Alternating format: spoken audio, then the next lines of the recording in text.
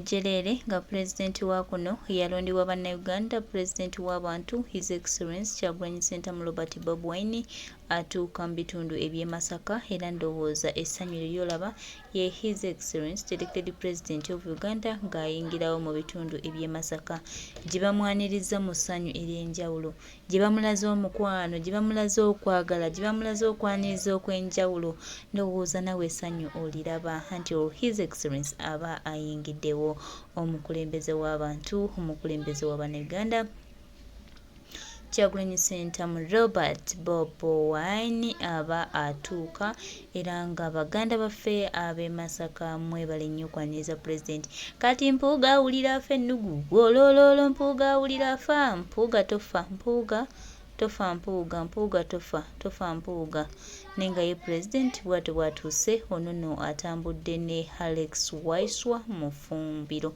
ndowooza era obalaba kaakati mpuuga bamutaddewa nyagala kulaba mpuuga ye bamutadde oba mpuuga bamutaddewa kino ekisajja ky'omutwe ate kikimye eki kino simayanga kyani kino ekisajja kino eky'omutwe bakiyita ndi ekisajja ekyo kyava mu ddipi ekitalina bwe kituulira ndaba maama Abedi Bwanika mulabyeko awo n'empumi enkadde n'ekiwalaata aliwo maama abuze maama embeera bwetyo bweri baganda bange mikwano gyange yoyo His Excellency the Elected President of Uganda Kyagulanyi Ssentamu Robert Bobi Wine ng'atuuka wano mu kuziika abantu babunye emiwabo no balabye ku mpuuga amukwateko mpuuga mumukwateko kubanga ekyaliko yali mu kukiwulira kubanga President w'abantu President w'Abannayuganda eyalondebwa Abannayuganda Kyagulanyi Ssentamu Robert Bobi Wine ali mu kitundu eky'e Masaka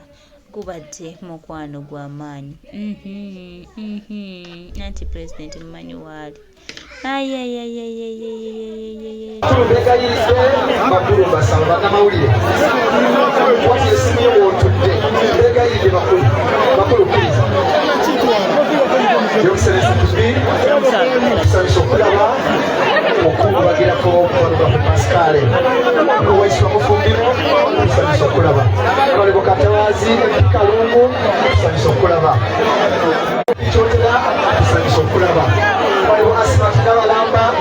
MP2B, Kotomi University, kusanyisa okulaba. Kulaba Julia Ssentamu, kusanyisa okulaba. Kulaba Kimu Kizasawula, kusanyise okubalaba. Bakulu mukkirize, badde basaba. Bakulu mumuyitewo, abayitewo muyitewo. Erimu n'eseetinga. Owekitiibwa Katikkiro ali mu ntebe. Mutambule nga mulaba. Waliwo Alisina Nungi, kansala ku City, naye tuli naye. Bakulu mukkirize mu kiseera kino mwasanzewo enteekateeka Regional Level Kyagulanyi Ssentamu w'otuukidde nga tuli ku bubaka obwa famire.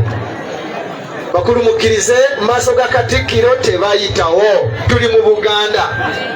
Nkwegayiridde bakulu nkomye okuyisa omuntu mu maaso g'Oweekitiibwa Katikkiro. Kamera zonna mukwatire sayidi eri. Tuwekitiibwa Katikkiro ekitiibwa ekimugwanira. Mbegayiridde bakulu tubegayiridde. Bakulu tubegayiridde mudde wansi Mukuluisa. Nsaba ogoba abakulu abo badde wansi tweyanzanya.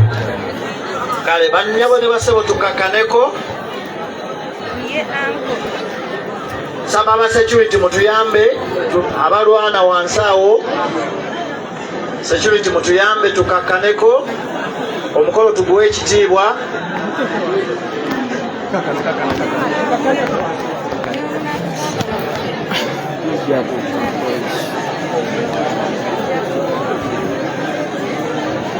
Saba tukakkane tuwerekere munnaffe mu kitiibwa. Omukolo gwatambudde dda bulungi temugwonoona. Tubasaba mukakkane abagenyi baffe abazze okuwerekera munnaffe Pascal Ssekasamba. Saba tumuwerekere mu kitiibwa n'essanyu okuva ku makya tulina essanyu n'ekitiibwa nga tuwerekera munnaffe. Saba tulikuume.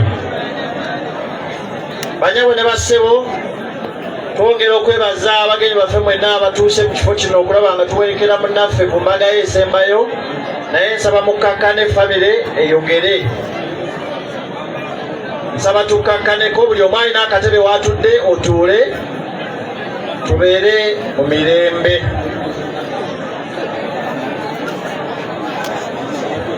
Wakabuno busaasira abengi omugenzi Kiberu John ekayirikiti Nyendo basaasire nnyo abantu b'ennyumba eno sinse emitwalo 10 zituuse. Wakabuno busaasira bwa Lungereza nyizo obutabumalayo ne buvudde London emitwalo 22 Ladi Visa ataddeko omukono.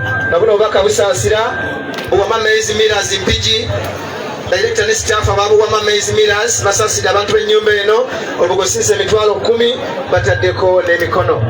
Nabuno obubaka busaasira Banakiwangala nga bakulembeddwa mu chairman Kalanda Mikando wa Nuupu asaasire nnyo abantu b'ennyumba eno siringise emitwalo 46 n'asaba Mayogo omugenzi Omukama agulamuze ekisa.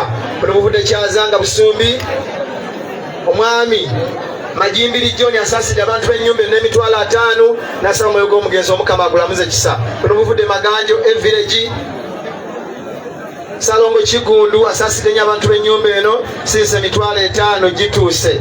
Buno buvudde Nansana Ganda abengi omugenzi Bitali Waswe Manja babasaasire nnyo omukuvisa Mukose Mpija Peter yasaasire emitwalo 8 n'assaako n'omukono. Honorable Goleti Namuga Mbaka Parliament wa Magola South asaasire abantu b'ennyumba eno sinse emitwalo 20. Buno buvudde Uganda Matters Catholic Church UK basaasire nnyo abantu b'ennyumba eno ne basaba Katonda abagumye. Robert Sebagala okuva UK ataddeko omukono.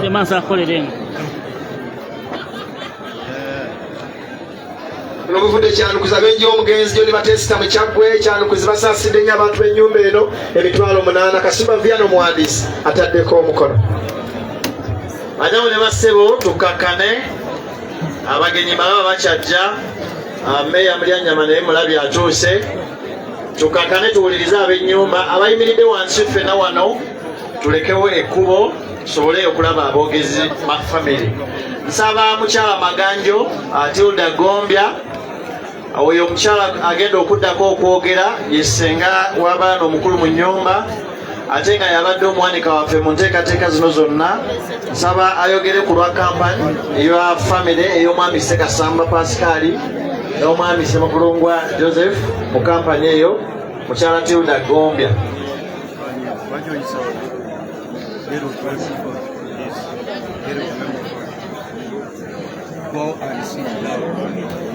Sabo Mwana Semogerere mwana mukulu w'ekitundu kino tusanyuse nnyo okubalaba. Abakulu mu Buganda, abakulu gavumenti ya Uganda, abakulu mwenna buli omu mu kiti kye tusanyuse okubalaba ku maka g'omwami Bitali Waswa wano naye yatugendako. Bannange tubeebaza okujja okutuziikirako Pascal. Mwebale nnyo, mwebalire ddala. Pascal ono nze omu ku bakozi ababadde bakola mu bizinesi y'okuweereza ebintu eri gy'ali. Pascal abadde musajja mukozi naye nga mukambwe nnyo. Pascal abadde mukambwe nnyo ku kikwatagana ne bizinesi. Pascal tayagala bintu bikyamu, tayagala ebyo ebintu ebitali bira mu dduuka lye. Abantu b'e London mubadde mulaba ebintu Pascal byatunda nga bya mulembe. Pascal abadde akifaako nnyo okulaba nga atunda ebintu ebirungi. Abantu mwenna abavudde e London tweyanziza nnyo, mwebale omulimu gwe mukoze okulaba nga mutukomezawo Pascal, okulaba nga mumwagala Pascal. Mwebale kumubeererawo, mwebale tulaga omukwano Pascal gwe mbadde naye. Abantu bonna ababadde bakubaka ama Pascal nti tulina ebintu bye twagala e Uganda. Pascal njagala kundeetera kano, Pascal njagalayo kino, Pascal njagala kundeetera kino. Pascal abadde akubira nze essimu n'agamba gezaako okulaba nti oweereza kino, oweereza kino, oweereza kino. So abantu abali ebweru enamba yange esigadde kweri era tujja kusigala nga tukola nga Pascal bw'abaddewo. Abantu abali ebweru tubasaba mutukwasizeeko ku bizinesi ya Pascal. Abaana mubawe guidance. Bannange mwongere okutuyamba bizinesi eyongere maaso nga bwe tubadde. Bannange tusaba Mukama Pascal amuwe ekyumulo ekyemirembe. Mwebale nnyo, mwebalire ddala okujja. Abaana ba Pascal tusaba Mukama abakuume, abongere omukisa, abakuze bulungi. Eva webale kuuma baana, webale kuuma Pascal, webale kutwagala, naffe tusigadde tuli kimu nga bwe tubadde tutambuza buli kintu kyonna. Tusaba Mukama abatambuze bulungi, abazotuziikirako, abatubeereddewo bannanga amabugo okuva nga munaana tubadde tuspendinga ssente buli lunaku, ababadde bajja e Lubaga kuba tubadde n'ebitambiro bya mmisa buli kaseera. Sabira Pascal bafaza mwena abatusabidde mwebale nnyo, mwebalire ddala. Bannange tusaba tusigale nga kyekimu. Omukama Pascal amuwe ekyumulo ekitagwawo. Mbeyanziza nnyo. Obubaka obw'ebyobufuzi bugenda kuyitawo naye mutuleke nga family tumalirize obunyomero obusembayo obutono buno. Nsaba abaana Nathan Bossa and Bugembe, on behalf of your siblings, kindly come and speak to this congregation. Bugembe and Nathan, come forward. Come and speak to the mourners. Bano bemulaba bebamulekwa bebagenda otuwa obubaka bwabwe, Nathan Bossa ne Bugembe. Nsaba abaana mwena mujje muyimirire wano nga bannammwe boogera. Bano bemulaba bano abagenda otuwa obubaka be baana b'omugenzi.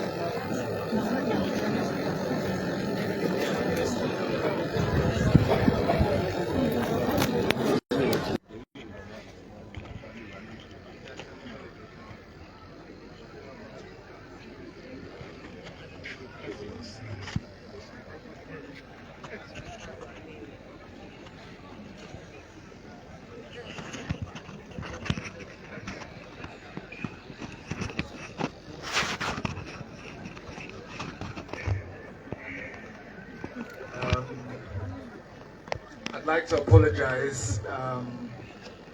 My Luganda isn't excellent, so I'll speak in English. I'd like to thank you all so much for coming today. This month has been a shock to us all. My dad, as we can see today, was a man of the community.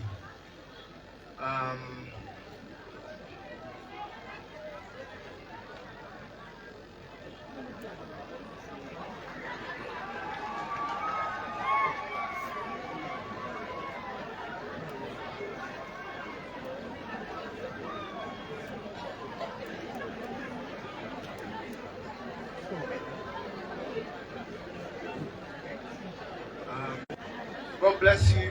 Every contribution that's been given, God will reward you. Amen.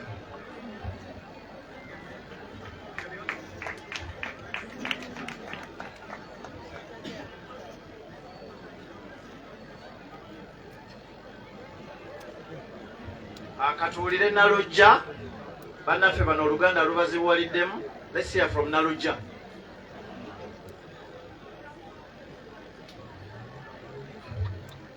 Tubalamusiza nnyo basibo ne bannyabo, tubeebaza otubeererawo kuba dadi we yatufaako omwezi gumwe emabega, tweyanziza tweyanzenge buli kimu kye tukoledde, essaala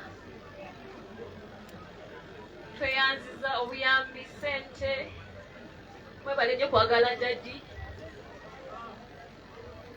Katonda abadizeewo. Daddy, we miss you. Tweyanze. Daddy, humula mirembe. Abo be bamulekwa, mwebale nnyo Nathan Bosa, Bugembe ne Naluja. Tusikazaayo obubaka bwa mirundi ebiri. Ngenda kusaba Mama Mire ajje awe obubaka bwa Namwandu, Mama Eva, nga n'omukulu w'ennyumba bwe yeteekateeka agenda kujja wano ne Taata Kevin Nsubuga batuwe obubaka obusembayo ku lw'ennyumba. Nsaba Mama Mire wonna w'oli osembereko wano otuwe obubaka bwa mama waffe Eva Nakku, kubanga ntegeddeko yetagenda kusobola kwogera, mugonvu nnyo.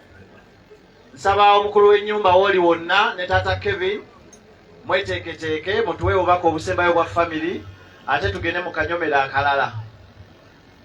Omukyala Anti Mire nsaba osembereko wano tuwe obubaka bwa Mama Eva, ate tufune obubaka obuggalawo akanyomero ka family.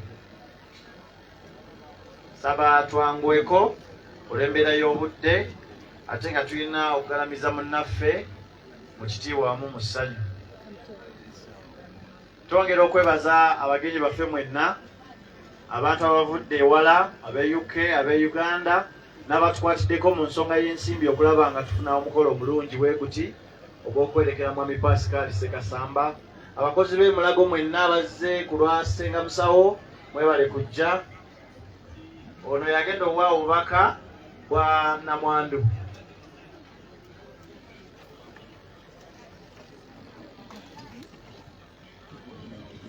Bakungubazi bannaffe era mutabani wange,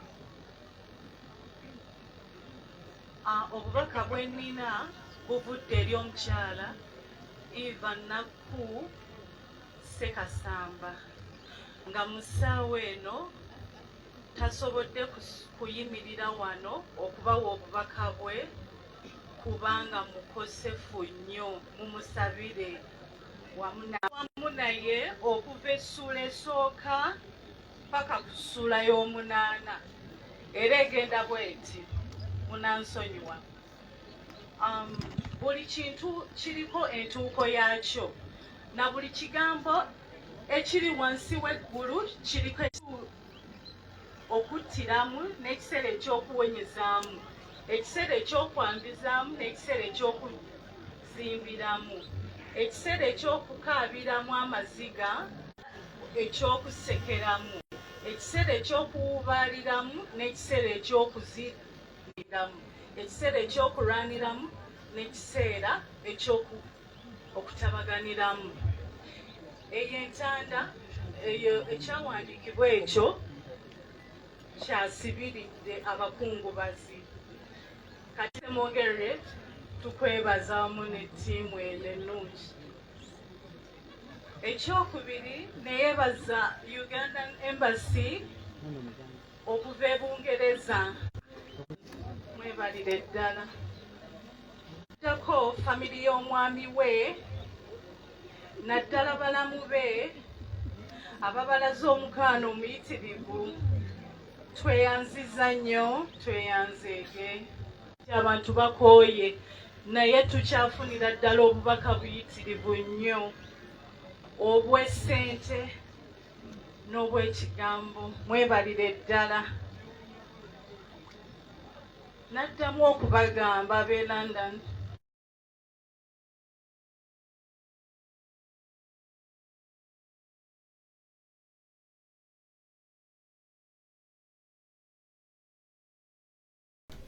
Bw'atyo His Excellency the elected President of Uganda Kyagulanyi Ssentamu Robert Bobi Wine bw'agasimbaganye n'omukulu Mathias Mpuuga Nsamba mu bitundu eby'e Masaka wamu ne Abedi Bwanika gye babadde bagenze okuziika.